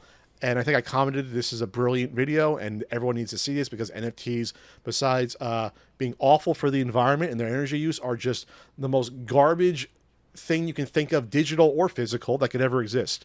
So he does these videos that are like Great writer, great just like cinematographer, filmmaker, editor, really good. He does a great job thinking out these usually like hour-long videos about one topic and shoots them creatively. They're documentaries starring himself, using stock footage, using voiceovers and things like that. A lot of research goes into these. So that's he did why one. that's why I think he said he feels a kinship to James Rolfe. By Well, yeah. Well, so he did one about James. And before I get into it, I always get pricklish when trying to watch these, his videos talk about James or his life or what he does, because obviously I know the person, and a lot of times most of these videos are not done in good faith. They are done to personally attack someone without trying to understand them. In this video, at least, I don't feel like this was in bad faith. Yeah, this one tried, even though I disagree with some of the sentiments and some of the structure of this, I don't think he's doing this in bad faith. So, what are your thoughts on I don't know James Rolfe? I think that, like, we were trying to talk about this the other day when I hadn't seen the video, and eventually we pre-planned these. No, we don't. Well, I was just trying, because he was like, "Did you see this video?" And we were talking about it, and I was literally like, I think, like, because our conversation was about, like, James, like, kind of like, and his sort of like alternate future where he just like went into the film industry and just became a filmmaker, right? And I, at that point, labeled James outsider art, right? Sure. And I think the thing that he's really hit the nail on the head with this video is to be like, because kind of the point is like, I'm kind of obsessed with this guy. I kind of have this sort of like, and I kind of feel this way too. And I know that Pat kind of feels this way because a lot of the stuff that me and Pat do is just like, we talk about the nerd show a lot. It was kind of like influential to us. Pat's show that he still kind of does, not in the same way that you used to do it, but you still do the show. Like now the show that you're doing is kind of like talking about yourself as a YouTuber more than it is like just directly, straightforwardly at the earnesty of a young man. You're much more like self-reflexive now because you've been doing it for so long, and there's like a huge it's less straightforward. Hey, I'm just talking about a video game in a goofy way. There's a little bit more meat on the bone than that. Yeah. And I think like all three of you guys, Folding Ideas and Pat the NES Punk character and the Angry Video Game Nerd character are all characters that kind of exist in this outsider art world. And I know this guy, he works in the industry in some way, right? Folding Ideas. He has does? some kind of, I don't know what his job is. I think this is his main gig. Okay, well, I don't want to say he's not experienced if he is. He went to film school. He says that. Yeah. But so did James, right? And I wouldn't say that's like, I wouldn't say that's like. I say that because like that's where his experience comes from, and like and shooting these and editing them, like that's where it comes from. I believe. Guy. But his videos get enough views. I'm not saying he can live off these totally. He probably can. Like he did one called "This Is Financial Advice" 9 months ago. It has 4.5 million views. He did an Idris Elba gold documentary one, 1.5 million views. This one's gonna hit 5 million views eventually, probably. So this keeps you going. There's a lot of work put into this. Well, video. I don't really think of it as that. Like it's not really for me about the success. Like for me, no, it's about the outsiderness. What I'm saying is that I was talking about him making a living off of this. Sure. The amount of time it takes to put these videos together, to write, to produce, to edit these, combined with the views, it would not surprise me if this is a main gig. Oh, at this point, there's no doubt that this is because that's one of the tenets of his video, is that he compares himself to James because he sees himself in some way ashamed that he was an aspiring filmmaker and now he does YouTube videos. That is what this video is about. Yeah, using James as a backdrop to that. Yeah, exactly. But it's also like about that James is more from his cosmic luck than anything became the template, right? So it's like a special... Well, that's a part of the video. I don't believe that's what the video is about, but that's a part of the argument. But like for me, well, he does touch on it. But like what I mean is that like it's not so much that James had this like amazing gift that no one else had, that like he was the reason that there is criticism about this. And actually he goes in this video deep and shows like other sort of like nerd sounding writing and vibes from that time period. So it's not like the vibe wasn't out there, and it's not like people weren't doing criticism for entertainment already, but he was showing how the nerd character is it's very much what I was talking about, where like on the Star Wars pod, where Han Solo is one way when you're just writing a character that nobody knows about, because you're just making choices for the story. And then there's like the Han Solo for the second movie, where now everybody has an opinion on who Han Solo is, and now there's like this idea of Han Solo. And if you just think about James that way, right? He's like the angry video game critic. Like he kind of like is the first guy to do that kind of shtick where he helped spawn the genre. Yes, there were other contemporaries, and people bring up Sean Baby, but Sean Baby wrote on a website. Yeah, and it's weird that I know Sean Baby as well. It's like so weird that you know all these people eventually. Well, I mean, we're all kind of in the scene at this point, but like, yeah. But when I met Sean Baby, like it was that was to me. I don't want to say I geeked out, but like, dude, I had this T-shirt in high school. You know, like I got at Christmas. His Aquaman is such pretty crazy. So to me, that's Sean Baby was like, I see myself as inspired as Sean Baby, as much as you can say inspired by a video maker, because that's where I got that sort of acidic sort of bite of humor from, was Sean Baby. Yeah, I can say it growing up. But anyway, so this video, it's interesting. Because... Well, hold on. Let me get to the main point that I want. Yeah. Oh, sorry. I thought you were finished. Yeah. No. The main point is that, like, regardless of levels of success, because obviously, like, this guy Folding Ideas is doing numbers beyond what James is currently doing, right? Yes and no. There's some AVG videos that still do millions. Sure. But it's like this guy, every video he puts out, it's like rocketing. James is still on that grind, right? He's kind of like, he puts out a big hit every once in a while, but it's not like it was in 2011 or whatever, when he was just destroying the world, like, or whatever. Scales of media were totally different back then. Sure, but you know what I'm saying. Like, it feels like this guy's channel is now maybe like more fresh and on the way up, and depending on the I feel like, and he goes into this is like, James doesn't see himself as a YouTuber. He sees himself as like a guy who makes movies. That's the interesting part to me. Because that's part of, again, one of the themes of Dan's video is that he has to accept the fact that he is not going to be the big filmmaker he thought he was. Dan now has to accept the fact that he's a YouTuber. But that's not a bad thing.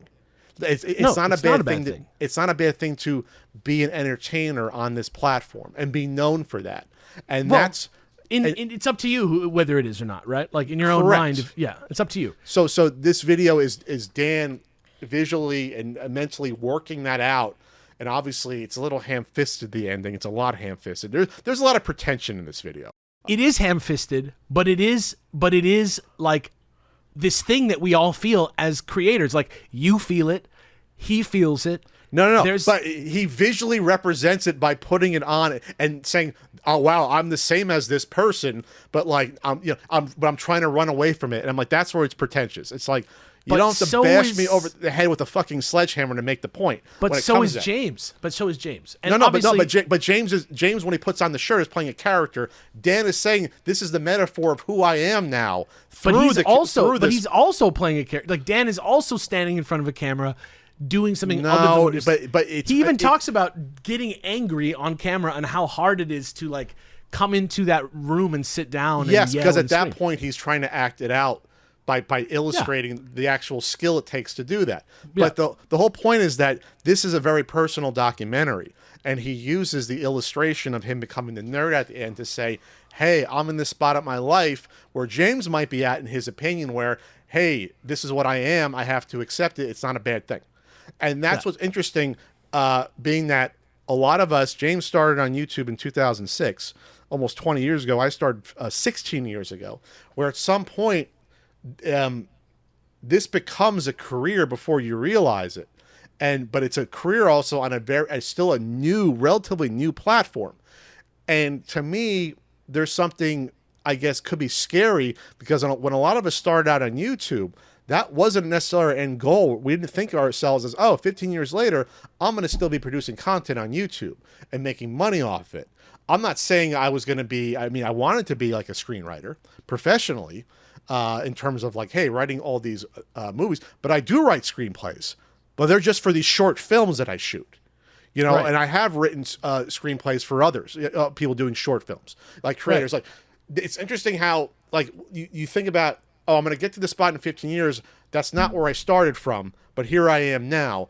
It may not necessarily jive with where I want it to be, but who knows where you're going to be in 15 years on a new platform that just sprung up. Well, part of it is that like back in the day, like when like you and James are like, I don't know, what, 8 years older than me, maybe between the two of you, like something like that on average. We're both like, born in 1980.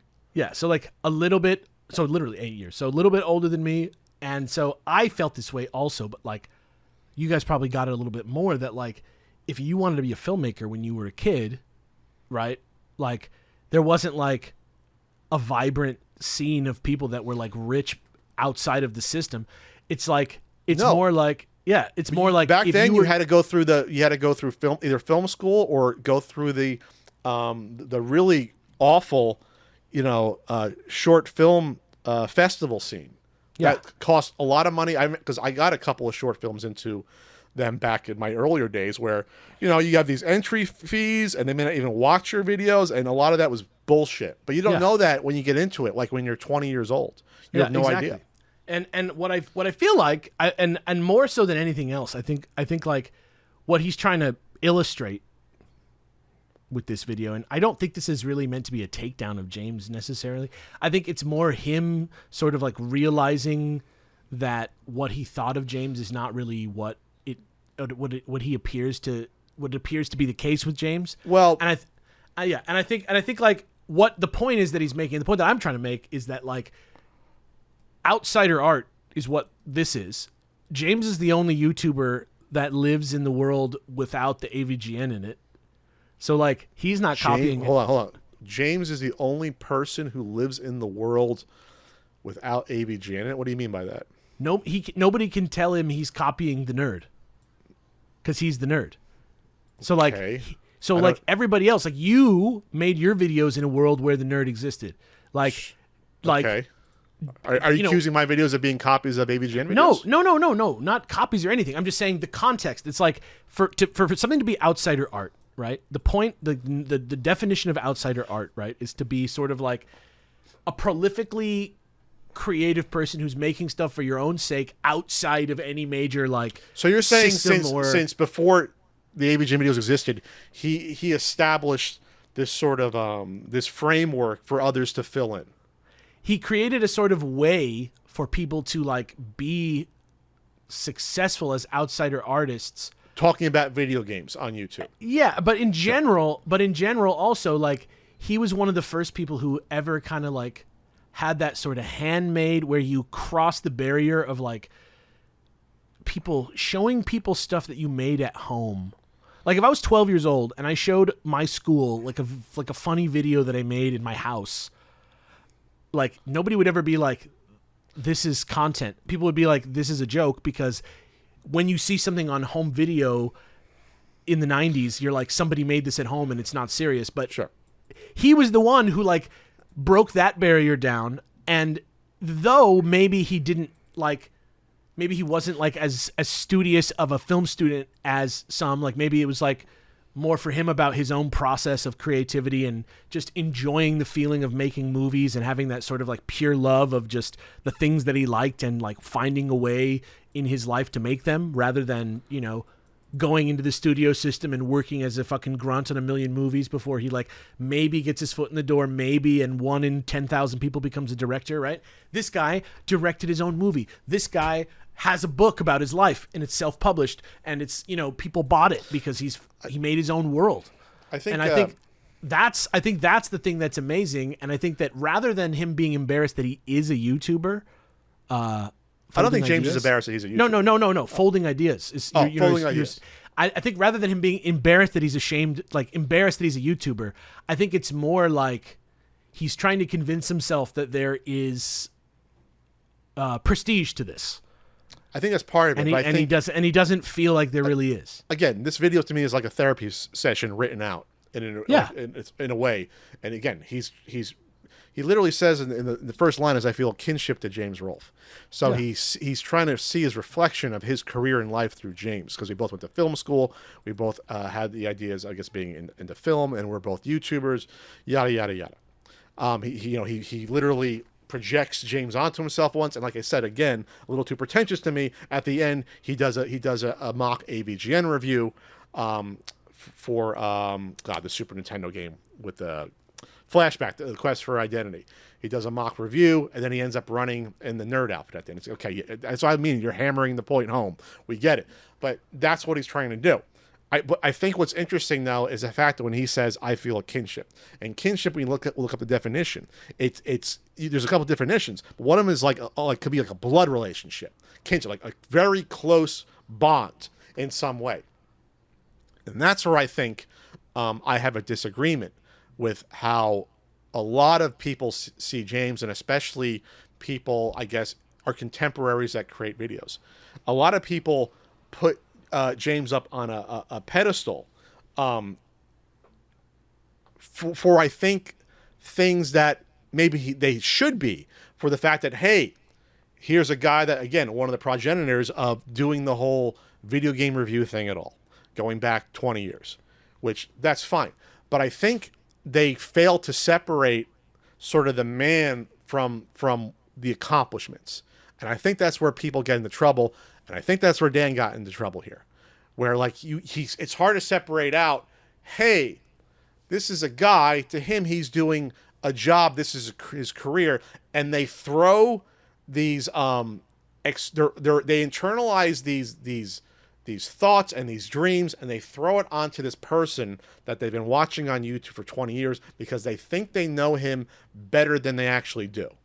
I wrote a note down on here where I believe AVGN is the prototypical parasocial relationship, especially for YouTube and social media. I believe it is. I believe he was the first YouTuber a lot of people first followed their career extremely closely, watching every video they produced, and really, and I saw it firsthand, confused the creator with the character. Even more than just the parasocial, it's like his fan base is like the model for how people are the fans of stuff from the internet today. Like, and not understanding that there's a creator behind it that's not just what they create. Well, not even just that, like just who even understands that they like deserve privacy at all, or like are like in any context not there just to be idea in their own head. You know what I mean? You know how me and James first met, like how we actually first talked to each other. I imagine that you guys were playing Contra, and then you guys followed the noodle like Lady and the Tramp, and then you guys realized that you were player one and he was player two. I don't need any more of Alex's sick fantasies in the podcast. But, so we exchanged. I think I told this publicly. I'm not telling tales out of school. I wouldn't want to do that to James. But we emailed back and forth, and it's like, hey, check out my early Pat the Punk videos. Like, here's Russian Attack, here's Flea Market Madness, and here's 3 videos. And he actually watched them and replied to me. I said, hey, we're both from Jersey. We're both going to be guests at SGC. So I was in the back of the room for his panel SGC 2010, which, God, if the average age of everyone, I mean, I'm not even kidding. The average age of everyone at that convention could have been 16 years old, 17. I'm not even kidding. It's just funny because every time I go to a convention, everybody's my age, and it's all the same people. But this is Screw Attack 2010, mind you. Yeah. So everyone there is like, early 20s. Me and James at the time were almost 30. We are old men at this convention. We really are. I watched James's panel, and he walks out with this isn't I'm not throwing shade on the convention people running it or whatever.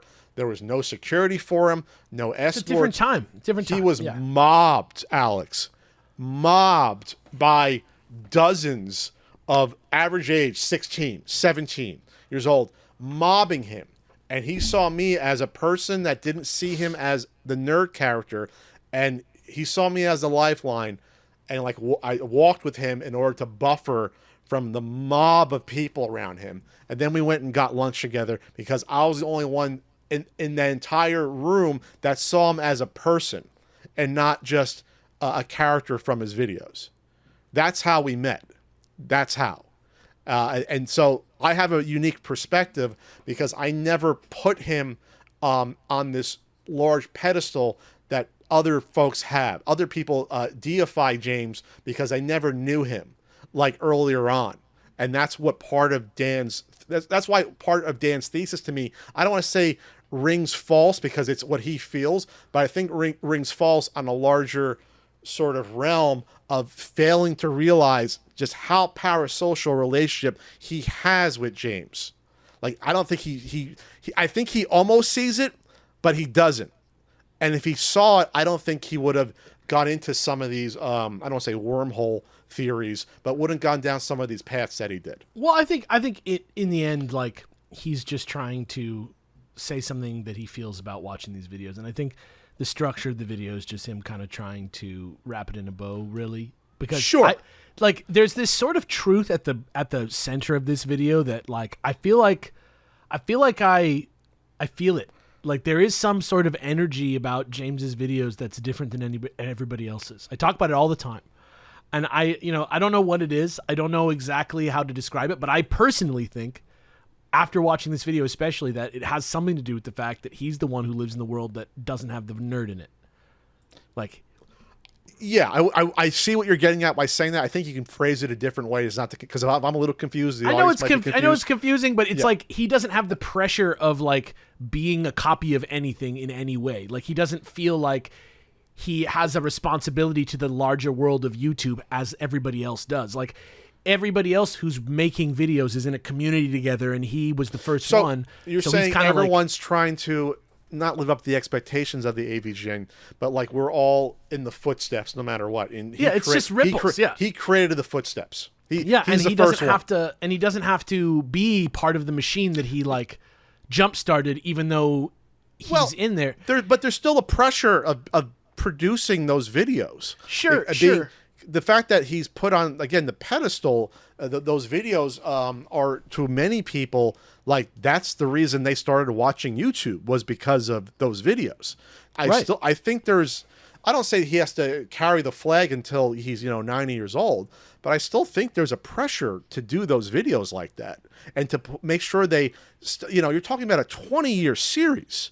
And so I'm going to cut someone slack who, almost nothing lasts 20 years creatively as an entity. It's extremely rare for something to last 5 or 10 years creatively. But that's not what I'm saying. It's like he is kind of, like, different than most because of it. Like it's the same thing with Super Beard Bros. Like, we aren't as influential as the AVGN because it's 10 years later down the line, but, like, in terms of channels that do what we do, there's only a few left, and the only reason that we are able to do it in the way that we do it is because we've always done it that way. It's like a fucking old burger restaurant or something, like, old pizza place that has, like, 100-year-old oven. It's like, you would never start a business that way now, but because of what happened when you were back in the day, you have a special sort of system that's yours. It's the same thing with James. Sure. And that's kind of the whole point, is, like, James didn't do anybody's system but his own, ever. And that's the thing that's so interesting about it. It's like he's, like, the only free YouTuber. That's interesting. There's a lot of other free YouTubers that are not in the space of angrily reviewing games, but I see what you're saying. He's like the only one who could do anything and he wants, and he's still just doing his thing. Like, it's just crazy. It's just interesting. It's really interesting. I wish he was here. So I could talk to him about this video. But to be fair, you're the dude's friend, and, like, for example, people like Ernest Hemingway or Bob Dylan or Hunter S. Thompson, people who are larger than life, right? Like, they aren't the person that we think they are either, but that doesn't really matter in the long run. Like, the work is what's going to carry forward. And the fact that you know him is, like, good and special and, like, worth exploring because it means something about the way that we all relate to public figures and famous people. Yeah, but he doesn't bring up points of James's life that I think are pertinent to some of his criticism.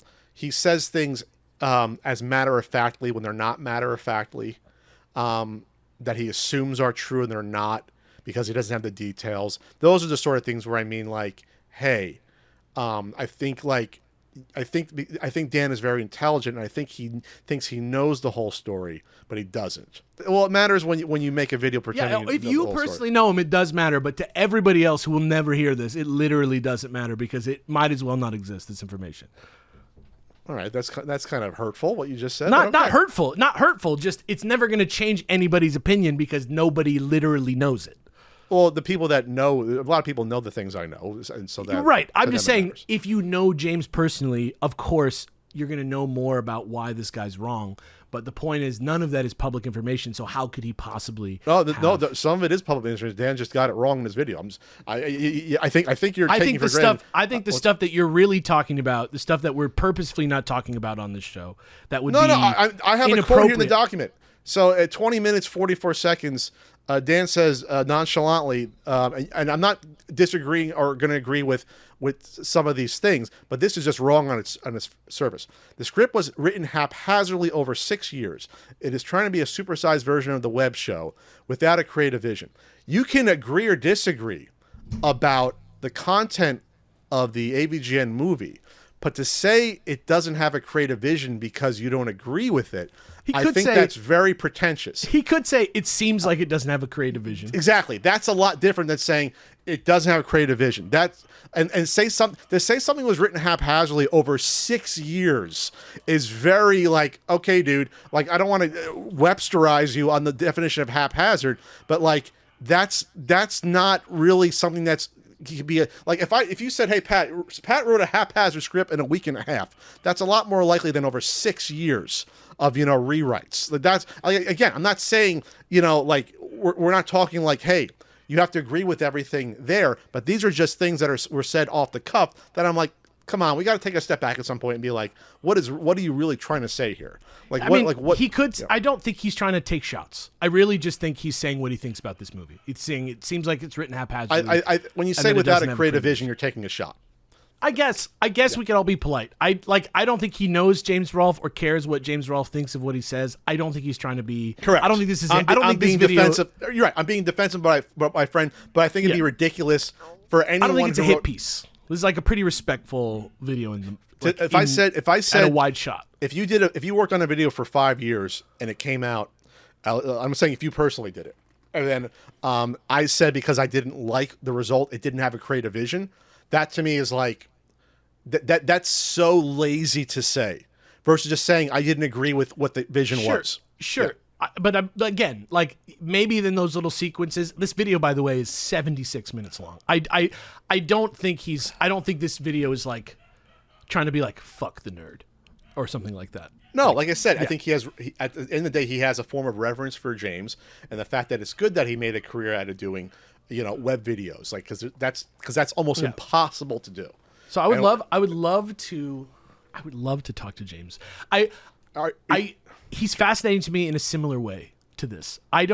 Am I not fascinating enough to talk to? I guess it's not that. It's that you and I even both talk about the Nerd Show all the time. Like we're always not talking. No, we don't talk about it all the time. A lot of the we time. don't have phone calls every other day talking about AVG. That's not true. It's more like it's not.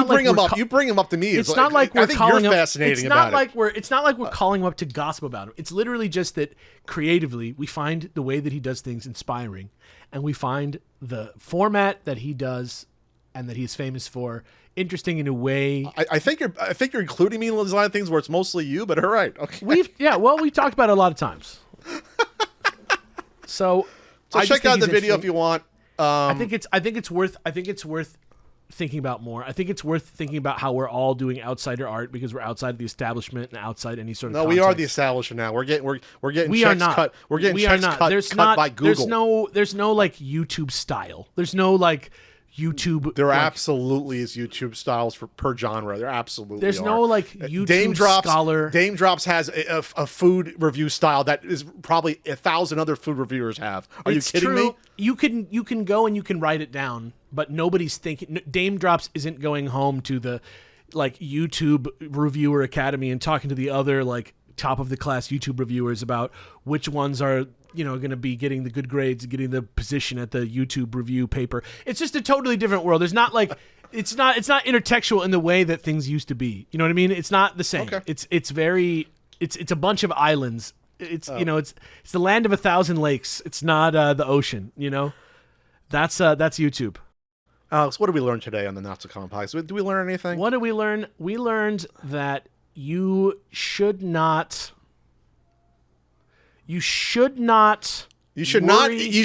eat fucking deep fried saltwater taffy. Yeah, that's for sure. That's fucked up. You should not. If you want to survive. You should not feel bad about consuming trash because trash is all around you, and enjoying stuff should be hard work.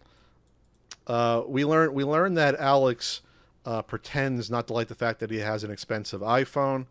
I literally gave Pat my last iPhone. Pat literally has my iPhone. He's using iPhone my X, iPhone. and I thank you for that. And as a before this, stopgap. and before the recording of this podcast, he asked me to give him this phone as a gift. You said you were going to You said you were getting a new phone last year. So somebody wants the phone, and it's not me. I already have it. So I'm just saying.